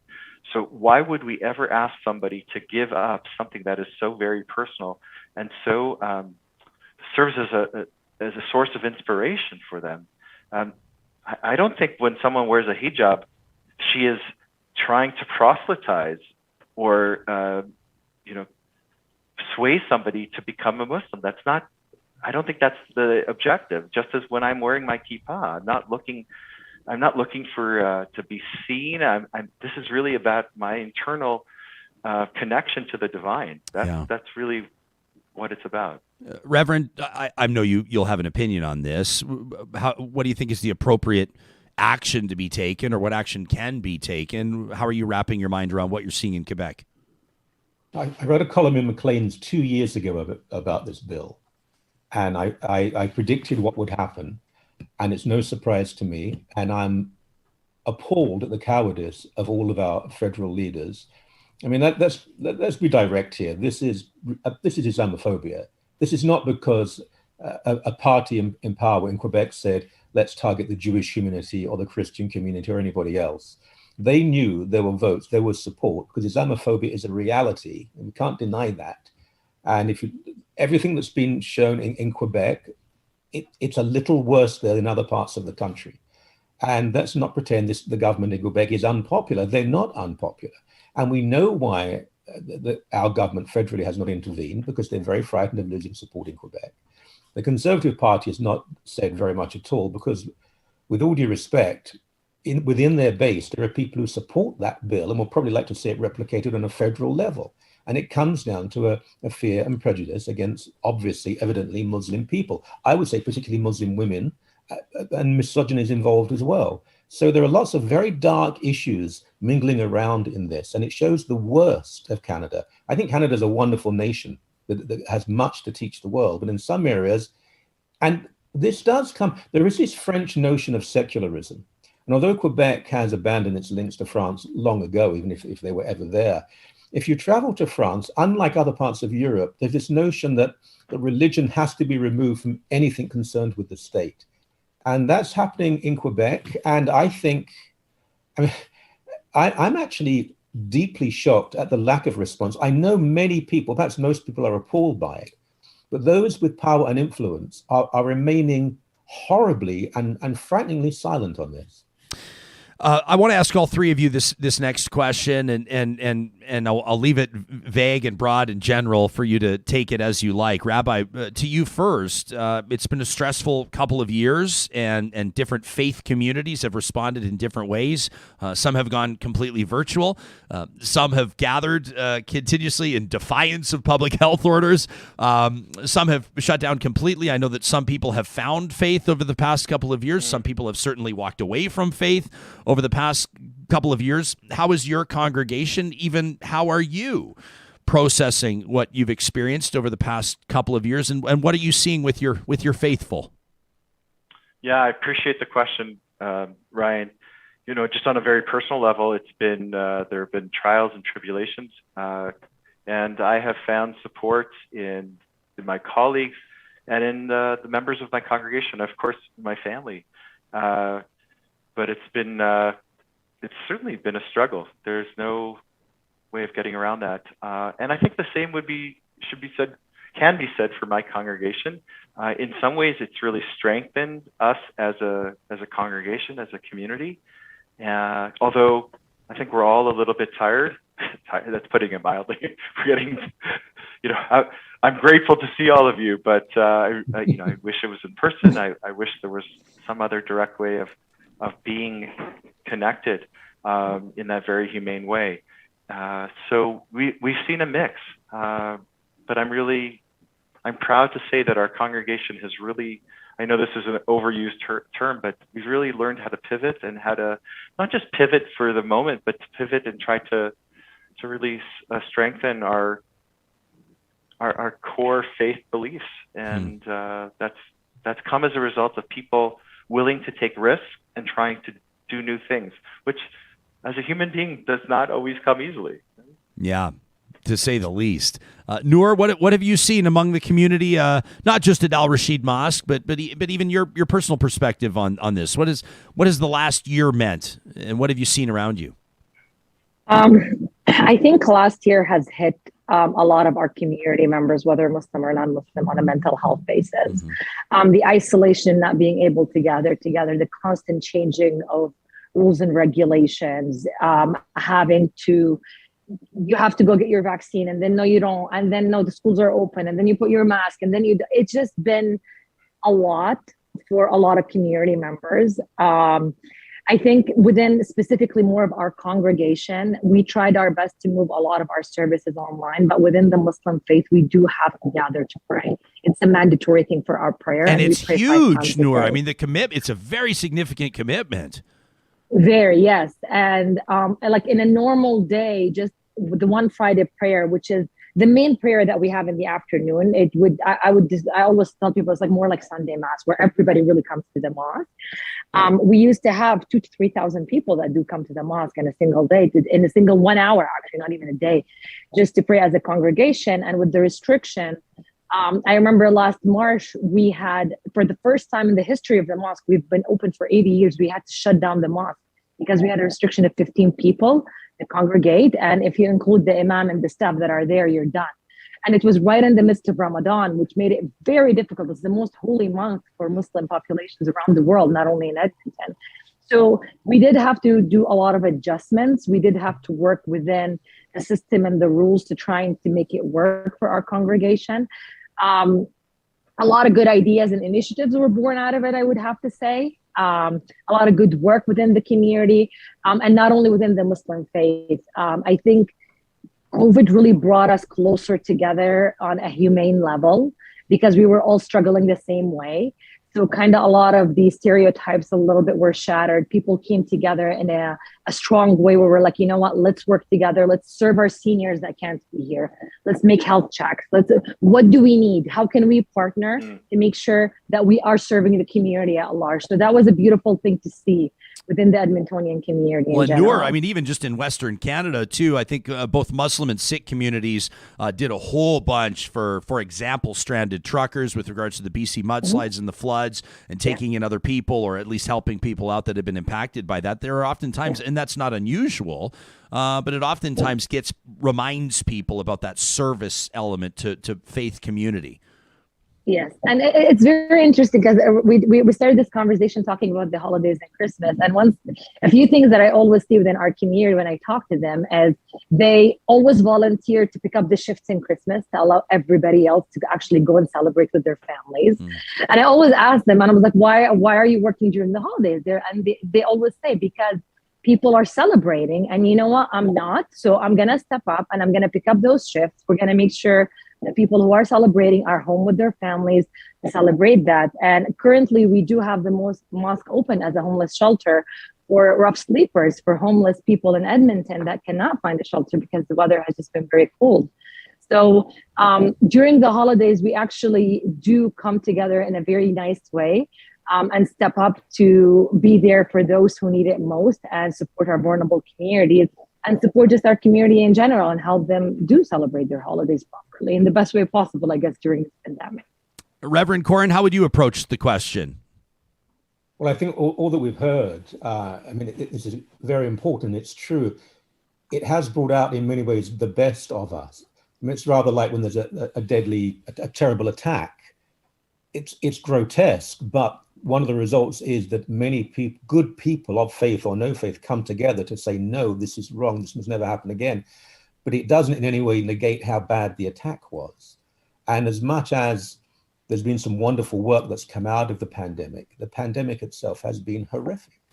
And just putting aside faith communities, I mean, it's destroyed people's lives. It's destroyed people. I mean, people have died. I spent time with people. One person lost both parents to it, for goodness sake. It's been horrific. And it's ongoing. Specifically to my church, my diocese in Ontario, we've just closed down for in-person worship over Christmas. And that's not the biggest sacrifice in the world, but it is a fairly big thing. That means that we'll be recording services online, we'll be live streaming. We did that for the longest time then, and I'm sure that you two can empathize. Then we were told we could open with limited numbers and spacing and wearing a mask. Then there were certain other limits, and now we have chosen to close down again. I think that's a responsible thing to do. I would say, and I think the Christian world is different from other communities in this. I think there's been a side of Christianity that I'm ashamed of, and that is a fringe, but a noticeable fringe within the Christian world in Canada and elsewhere, has been part of the anti-vaccination movement and have refused to close down. And those churches are certainly not the majority in the Christian world, but my golly, they make a lot of noise. And whenever you see an anti-vax demo, there'll be someone with a crucifix, and I die a little inside when I see that, but I can't deny it. I've written about it. I'm not going to deny this. It has to be acknowledged. There are people who have all sorts of absurd theories about the mark of the beast and the Great Reset and the Antichrist. And I'm sure, I can't speak for them, but I'm sure both of my friends here, when they see something done in the name of their faith, which is appalling, they cringe. And I, as a Christian, do that too, because I know that's not the teaching of my faith. But there are many people who see that and they assume that it is. And that's an ongoing battle that all people of faith, that's why this, I think, meeting is so valuable. We share this. We're trying to present with our differences, which we should respect and celebrate. We're trying to present what our faiths really teach, which is something very noble and beautiful. But there are people who will show something different, and they often get the news and the headlines. And that has been the case during COVID as well. I want to, as we thank the three of you for your time, I know you've got a lot on your plate today. We're grateful for this investment in quality conversation. Look at us congregating here and coming together to have these conversations. It's what we endeavor to do along different lines, of course, every single morning. I want to ask you to give us something to walk with, something to think about, something to reflect upon, something to aspire to, whatever occurs to you. Just a closing remark. And Noor, we'll go to you first. Can you come to me last? I am not a religious person. I can come to you last. I would actually have to think about that. Those two amazing gentlemen do this, like they inspire a whole community. That is not me. Hey, come on! You're the communications and PR director. No, but no. In all seriousness, and I am throwing you all a curveball because I didn't tell you that I was going to do this. But I know that Reverend Coren is always ready to go. So why don't we go to you, Michael? What's something we should reflect on here heading into these next couple of weeks? Well, I would say I'm going to answer from a Christian point of view. I'm a Christian. Of course, sure. And I would say that our belief is that God became one of us, and the time in our calendar chosen is December 25th. Doesn't matter if it's not that date or not, but chose to be one of us in the form not of a warlord or a monarch or an investment banker. God bless investment bankers, by the way. But as someone who never owned property and lived under occupation from a very ordinary working class family, who surrounded himself with the poor and the marginalized and the rejected, lived in a communal sense, and preached love and justice and equality, redistribution, forgiveness. And that is what Christmas means, not just within a Christian term, but I believe for everybody. That's universal love and universal equality. I believe that is a message for humanity. And with absolute respect for people who don't share my faith, I want to wish them that humanity and love and equality. Rabbi, what's something you'd like us to walk with? Yeah, that's hard to follow after the Reverend's eloquent response. Let me try to get to it. And I'll say one of the things that's really mounting for me personally as a person of faith is my, how shall I put it, my displeasure at people who are promoting the anti-vax approach. And this is something I'm really struggling and trying to work out for myself, which is how do I still see them as somebody who is my brother, my sister, my friend, my colleague, and honor the divinity in that other human being when what they're choosing to do is really flies in the face of my fundamental beliefs about what we call in Hebrew pikuach nefesh, saving lives. And so I'm grappling with that, and I think others are as well. And so I just want to bless everyone with the insight to have your standards, have your core beliefs, but also remind yourselves that those people are still human and need to be treated with some degree of respect too. I had an interesting exchange with Professor Timothy Caulfield yesterday, who talked to me, it felt like, but us, about the need for empathy in circumstances when you'd rather just rattle somebody's cage, if you know what I mean. Noor, Eri said Straya made a good point on our live chat. You said, hey, Jesperson, communications and PR people get to write drafts. And that is very true. So, but it's an honor to give you, my friend, last word as we wrap up this conversation. Thank you very much. What I'll say is something that I personally do during the holidays is I take it back to the basics of us just being humans and just checking on our neighbors, talking to our friends that we haven't heard from in a while, even if you're not celebrating. We all are fighting our own battles. We all have our demons. We're all going through something, especially now during the pandemic. So just check on your neighbors, check on your friends, make sure that you're reaching out. Sometimes even the simplest smile can help somebody change perspective on their whole day.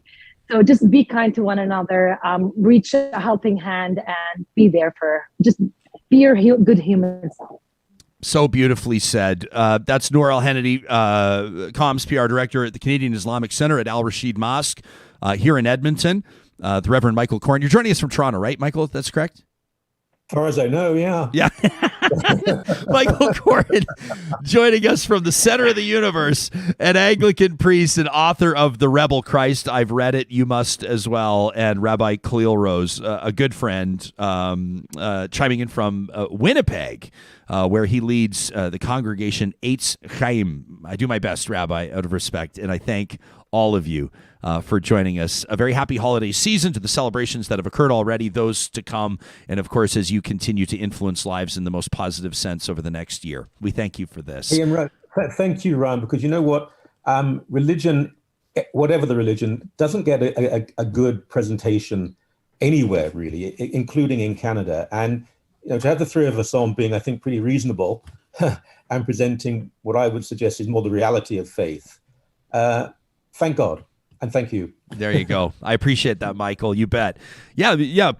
Perhaps, we would have wished for more disagreement. I don't know. But that wasn't the spirit of this conversation, was it? We don't think about that stuff too much. We don't try to think about supercharged questions that would pit the Jewish faith leader against the Muslim faith leader or the spokesperson or the Christian author versus the rabbi, but rather to bring people together and allow the conversation to free flow. There was some tension, I thought, about, the Reverend's interpretation of Merry Christmas and how that is not something inflammatory versus the rabbi's experience, saying that growing up as a young man in Winnipeg, that was something that, in my words, not his, rubbed him the wrong way, occurred to him to be rather strange. But no, I appreciate that conversation. And to the live chat as well. I wasn't dropping in there a ton. I bet you we're going to get some emails on this one, which is great. You can get in touch with us, of course, anytime to talk at ryanjesperson.com. I'm going to read an email in just a little bit. But first, every Wednesday, it's our tradition and our pleasure to step out to the mountains, if only virtually for now. Although some of you may be tuning into Real Talk. Maybe you're live streaming on the Mixlr audio app on your drive out to Jasper. Who knows? Maybe you're going to be spending your days off out there right now. In partnership with Tourism Jasper, we present MyJasper Memories. And I wanted to remind you about something coming up right now. This is huge on the calendar. For people that love to get out to Jasper National Park and experience the wonder that comes with that landscape, and then some of the programs of all of the fun things to do during Jasper's renowned winter festival, Jasper in January. I'm going to be out there. I hope to see you out there. The Pyramid Winter Fete is one that you should definitely make sure that you check out. This outdoor event happens at the iconic Pyramid Lake with stunning views of Pyramid Mountain. There will be, and these are their words, this is official, this is a proclamation, there will be drool-worthy sweet treats. If that doesn't get you out there, what will? Well, maybe the iconic Canadian activities like riding in a horse-drawn sleigh, maybe skating on a frozen lake. I can hear it right now, the cut of the blades on that natural ice. It's the greatest sound. And your post-holiday wallet, when you start getting those credit card bills in, you're going to love the fact that this event is completely free. That's right. It happens across 3 weekends from Jasper in January, from January 14th through the 30th, from 2 to 5 p.m. at Pyramid Lake. Again, it's the 3 weekends running from January 14th through the 30th from 2 to 5 p.m. You can learn more at jasper.travel/Real Talk. That's where you can catch up on all the MyJasper memories we've shared, Indigenous traditions, some of the history of the region, we're talking about the best patio spots, the best places to dine, the best cabin culture in Jasper. We've got more and more of these wonderful features if you'd like to check them out. And we also invite you to share your Jasper memories with us, and we absolutely loved this one from Susan. This one, I revisited this because I feel like I can hear their feet crunching on the snow. Susan reached out to us. We want you to hashtag MyJasper, hashtag RealTalkRJ. She says we're enjoying beautiful MyJasper memories, beautiful mountains, beautiful friends. They were headed to the third bridge on the Highline, Moline Canyon. I've looked at this like 5 times already because I kind of feel like I'm there hiking with Susan and her friends. Look at these smiles. Are you kidding me? We want to see your Jasper memories. Look at the color of that water. What? You're not going to get that anywhere other than Jasper National Park. Make sure you hashtag MyJasper and Real Talk RJ. We'd love to see your Jasper memories. So I get this email from Michael. This was right after Senator Paula Simons and Dr. Barry Cooper, a political scientist from the University of Calgary, joined us to talk about whether or not Alberta should leave Canada. And of course, the answer is, of course not. And so Michael reaches out and he says, team, in response to today's guest, Dr. Barry Cooper, he wrote this the day of. This was last Thursday. The guy from the U of C, whose only real argument for separation had to do with oil and gas and pipelines, he said, I wanted to, point this out. While this is, we're talking about the United States, says Michael, in my subsequent comments, it will bring this focus, I think, to an issue that lacks focus sometimes. More pipelines. He says, I don't understand why the go-to response to people that don't have any connection to the oil and gas sector other than perhaps identity politics. They always think that adding more pipelines are going to solve issues. Even here in Alberta, there's been research done over the years to show that pipelines running through Alberta, they're never running at capacity. And that numbers, when it comes to empty space or air barrels, as they're called, can be as high as 40%. 40% of them free, not being used. And with companies overbooking room in pipelines for the express purpose of preventing competition from being able to ship product. That's an interesting point. He says pipelines at this point are just dog whistle talking points for supporters of certain politics. It's a great way to get support, and it's a great way to raise funding. even if the construction itself may seem to have no use. Michael says, the Trans Mountain Pipeline, TMX, for example, from the Parliamentary Budget Office itself, on one of its more recent assessments, suggested that the project could lose $20 billion over its proposed operating lifespan. Not to mention issues around the pipeline, trying to find insurers to cover it. Why would we throw this money away so foreign companies can make profit, taking resources out of the province and out of the country? Michael says it seems to me that the only ones benefiting from this pipeline issue are pipeline companies and politicians who fundraise off pipeline companies. He said, there's an interesting segment. There's an article. He says people should Google in early 2020, when American oil production was relatively high, somewhere between 30 and 40% of America's pipelines were sitting unused.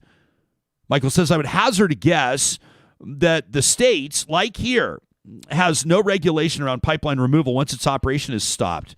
And much like our orphan or abandoned well issue, we should also be looking at pipeline extraction.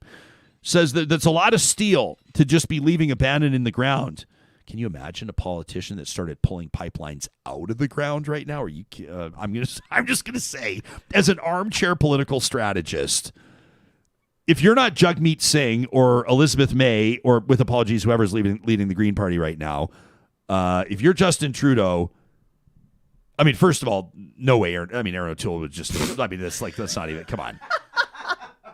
But even if you're Justin Trudeau, who bought a pipeline, there's no way you're pulling pipelines out of the ground. But let me get back to Michael's email.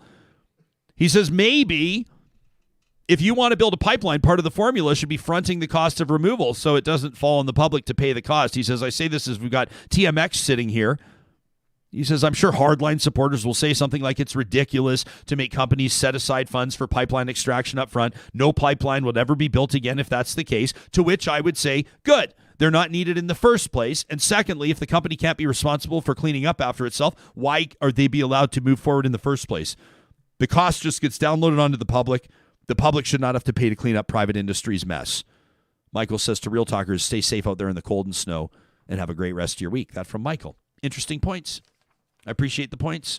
When I read emails, it's not me endorsing the perspective necessarily, but I think Michael makes some interesting points. People also point out that pipelines could be used for a number of different things, right? Maybe we could pipe BC wine into Alberta, into Hardisty. And those big, maybe we could pipe canola things, oil. Those big west places that they store all of the silos. Yeah, it's all full of wine. Yeah, sure. A silo full of wine. Why not? They do a lot of the Chardonnays right now. They'll do like the people want the unoaked Chardonnay. Folks like me, they'll do like the stainless steel. This could be the new thing. Although I don't know the size of the vineyard you'd have to fill a silo.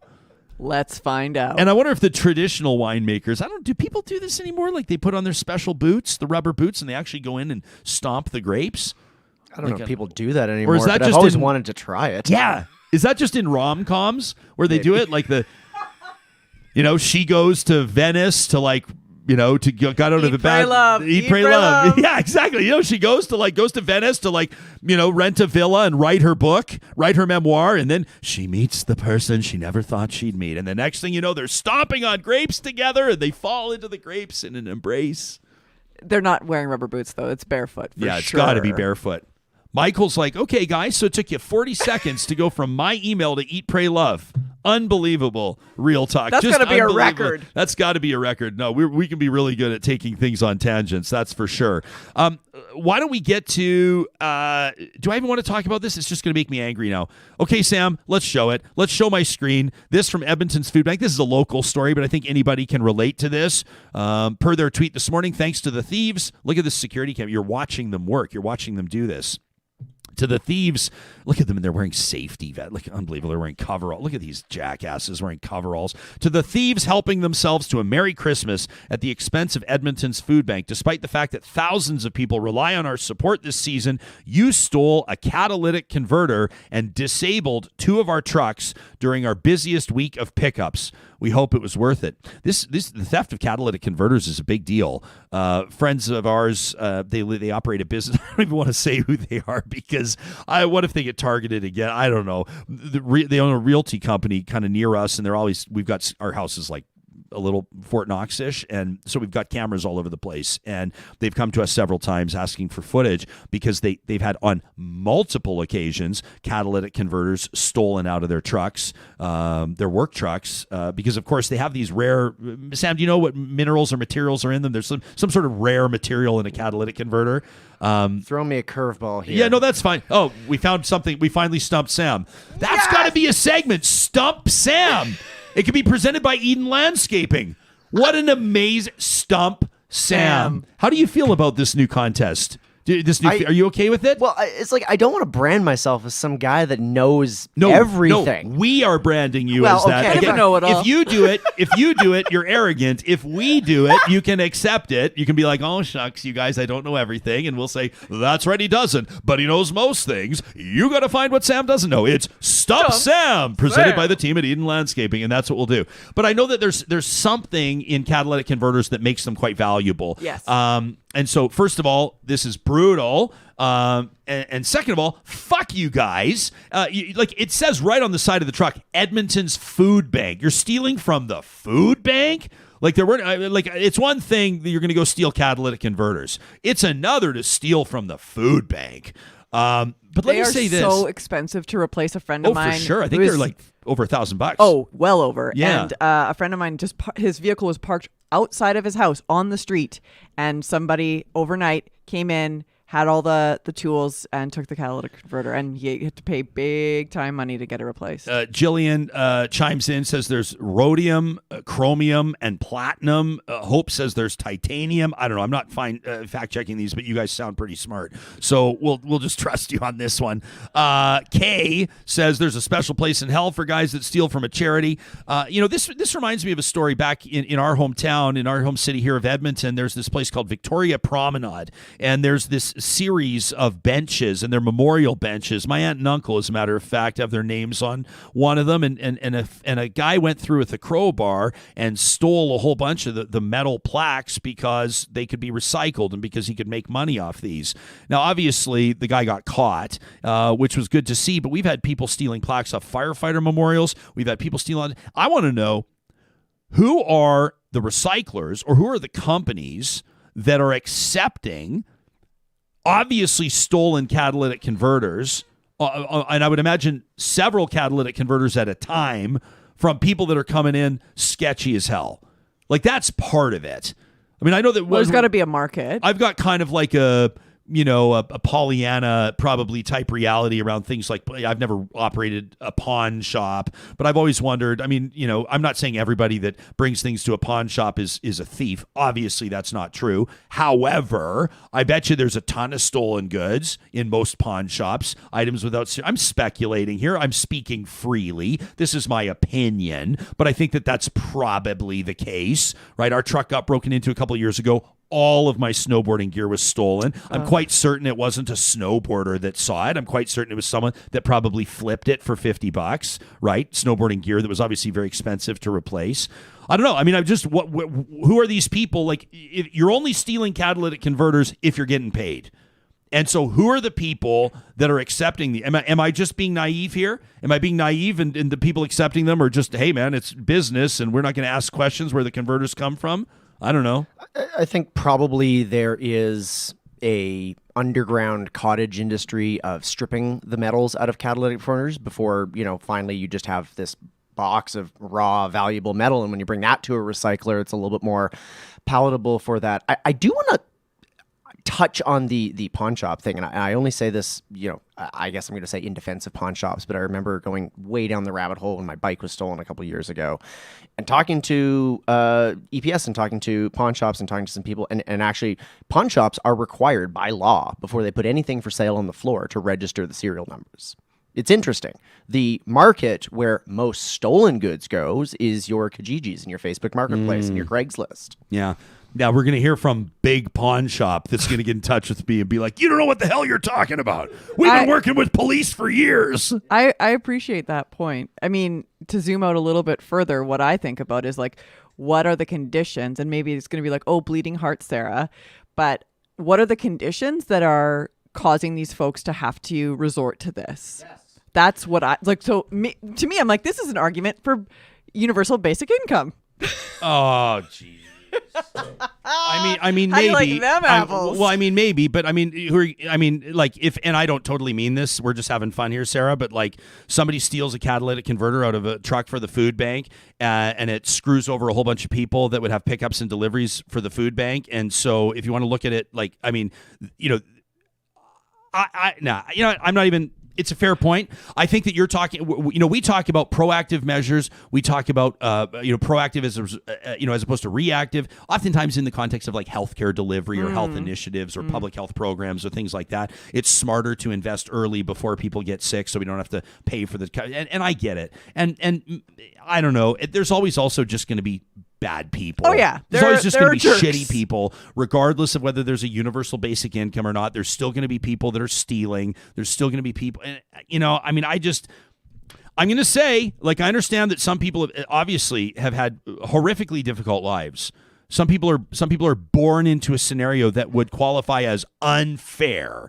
And life is not fair, and that's tragic, and maybe life never will be, and it's the laws of nature, and we could get all esoteric and these types of things. And I understand that if you're out there stealing catalytic converters out of food bank trucks, that probably you're in a position that would be unenviable. I don't think the average person's like leaving their two beautiful children sleeping in bed at home and their loving spouse or partner and their nice home with a big backyard to go steal from the food bank.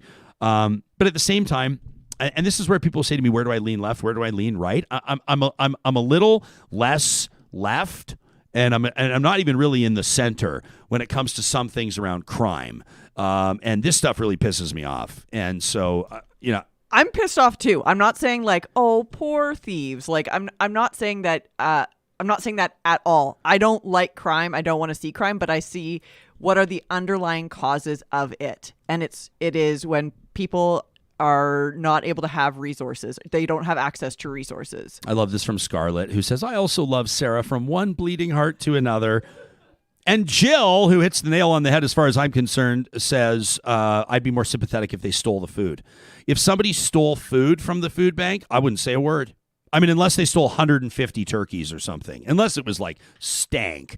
But yeah, if somebody stole, I mean, there's differences, right? You hear that it's like that classic story of like, and typically there are racial implications, right? Where like, a white guy stole like $15 billion and got a slap on the wrist, and a black man stole a loaf of bread and wound up in jail. It was his third strike, and he wound up in jail for life in the U.S. I mean, you hear these stories all the time, and context is important. But I don't know. It just really rubbed me the wrong way. I guess what I'm really trying to do here is if there's somebody out there that's been just kind of like intending or meaning to get around to a donation to Edmonton's food bank, maybe there's somebody that maybe this prompts you to feel led today to maybe go cover the cost of the catalytic converter or whatever. Maybe you own a garage. Maybe it's something you could do. Maybe you're a mechanic. Who knows? I just wanted to put that story on our radar. I also just looked at the time. Holy smokes. We're doing shorter shows now because it's what everybody wants. And then all of a sudden we're like, let's just settle in. But it's this week in late December. A couple of my friends yesterday, I'm talking to them. They think we're nuts that we're even doing this week right now. They're like, why aren't you guys just taking it off? I said, the people need their conversation, pal, including big debates on how people would feel about the opportunity to purchase smartphones that neither make nor receive phone calls. And you put out the unofficial, unscientific Twitter poll yesterday, so we had to check in on it, and I am devastated by the results. Although I have to say, relatively small number of votes. The sample size is quite small. So, as Sam knows, we're just trying to find any way to throw shade because Sam gets to gloat in the corner. You're like every politician's favorite spin doctor. Yes, exactly. 61% of respondents say no. I would not buy a smartphone that neither makes nor receives phone calls because I like phone calls. 11% of you were undecided. That left 28% of you with Sarah and I. Don't call me ever. Unless you're family. My caveat is unless you're family, don't call me ever. Right. I mean, and even then sometimes, maybe not. I'm speaking for myself. If you're family, you can call me. If you're not family, text me, email me. Do not call. I will not pick up. I would like to say hello to Chris Sturwald, who I had an hour-long phone conversation with yesterday, and that's all I'm going to say. Okay, thank you for using our platform for your personal messaging, Sam. Speaking of Chris And it was Sturwald, really lovely. we should mention Chris is we love him. He's the drummer for Ayla Brooke. We wanted to mention quickly that unfortunately that show tonight Ayla Brooke was going to put on has been postponed. This was the annual Christmas shindig or the Xmas. We should have if we had more time with our faith leaders, we could have asked Michael how he feels about taking the Christ out of Christmas. Xmas. I was raised, I'm not going to say by my parents, but in the school that I grew up, Xmas was like a declaration of war. I had one teacher. Oh my God. No, I had one teacher. She's a wonderful lady. Her name was Miss Thirsk. And her brother was astronaut Robert Thirsk. Yeah, he came into the classroom. I have had a patch. I don't know if I still have it. I wish I had it. Like a Canadian Space Agency patch. Like when you're in grade 4 or something like that, and you have a patch that the astronauts have. Are you kidding me? How cool is that? But I remember Miss Thirsk, and this is almost kind of cute. Would not write Xmas, but she would write C-mas. And I would even in grade 4, I was like, you're still taking the Christ out of Christmas. It's semantics at this point, but I digress. Did you actually say semantics in grade 4? Oh, yes. I was digging into theological discussion and debate. But back to the announcement that matters. The Xmas shindig with Ayla Brooke and the Soundmen and the Kimberly McGregor Band has been postponed at the Starlight Room tonight, but they do encourage, for public health reasons, they do encourage you still to consider this was a benefit for Edmonton's Food Bank. Is that ironic, or is that just make it sound like we're actually coordinating our content, that there's actually some strategy to what we're doing here tonight? I don't know. But Ayla Brooke and the Soundmen will be rescheduling that show, and of course we'll be happy to keep you posted when they do. I wanted to wish a very happy holidays right back at the team at Grand Dog Essentials. If you're watching us on YouTube, you can see this right here. Look at their holiday card. Happy holidays from the Grand Dog Pack at granddog.ca. This is actually our family tree. And we've got it there. We're so proud to partner with this family-owned business and feed our furry family members their quality raw food. Granddog.ca is where you can learn more about their quality raw food, including beef and turkey. There's other options as well, chicken. And then they've got the supplements, which are big for us. Our boxer, Moses, he's 9. He was I was actually getting a little bit emotional. He was starting to really have a hard time getting up, having a really hard time. He was up through the night. He was unsettled. He's got some back issues as it stands, and he's an older dog. We've got him on these Grand Dog supplements. Buddy of mine saw him the other day. Benny X says to me, "What's up with Moses?" I go, "It's these Grand Dog supplements." He goes, "He is remarkably healthier. He just looks so much better." I mean, that's Grand Dog. At granddog.ca, from my house to yours, I'm telling you the truth. The promo code REALTALK gets you 10% off your first-time orders delivered to your door at granddog.ca. Our friends at Local Waste are proud to present Trash Talk here on Real Talk every single week. It's going to be tomorrow. It's going to be on Thursday's show. Friday, our special edition Patreon Zoom call. It's a holiday tradition for us here at Real Talk. So Thursday, tomorrow, our last so-called public show, will present Trash Talk. Local Waste has been keeping it local, providing bins, the 10-foot bins, the 40-foot bins, whatever you need, whether it's a roofing job or maybe you're doing a basement renovation. Maybe it's a big landscaping project coming up this spring. Keep Local Waste in mind, operating in Alberta and Saskatchewan. You can request a quote today at localwaste.ca. Our friends at the Dairy Queens of Northwest Edmonton and Sherwood Park want you to know it's not too late. You've still got a couple of days to get your orders in or to walk in and pick up a holiday log cake. You know exactly what I'm talking about. This is the Dairy Queen holiday staple. You can do a custom design, or you can choose one of the holiday log cakes that are already set to go for pickup in their freezers in the Dairy Queens of Palisades, Nemeo, Newcastle, Westmount, and Baseline Road. Don't forget to pick up your DQ bucks. $5 donation to the Stollery Children's Hospital Foundation means $5 to spend at DQ for you. It's a big win-win at the Dairy Queens of Northwest Edmonton and Sherwood Park. And finally, mentioning earlier our friends at Eden Landscaping, we'd like to let you know it'll probably be early January when we roll out Stump Sam, our new promotion. I don't know. We could actually have a lot of fun with this, you know.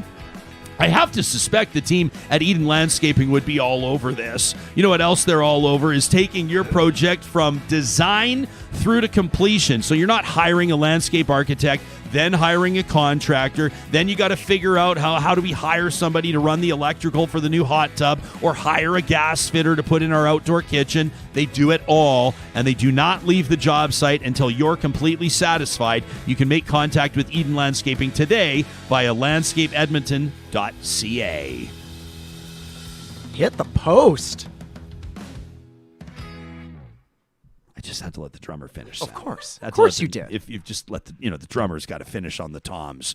Coming up tomorrow, and I'm really excited about this, he is the original, the OG hockey insider, the Bob McKenzie, a.k.a. Bobby Margarita, will join us to talk about the Olympic Games, the World Juniors, and so much more. Plus our year-end roundup with political commentators, authors, and journalists, including Supriya Dwivedi and Jana Pruden, and Eat Your Words. We'll talk to you soon. They're gonna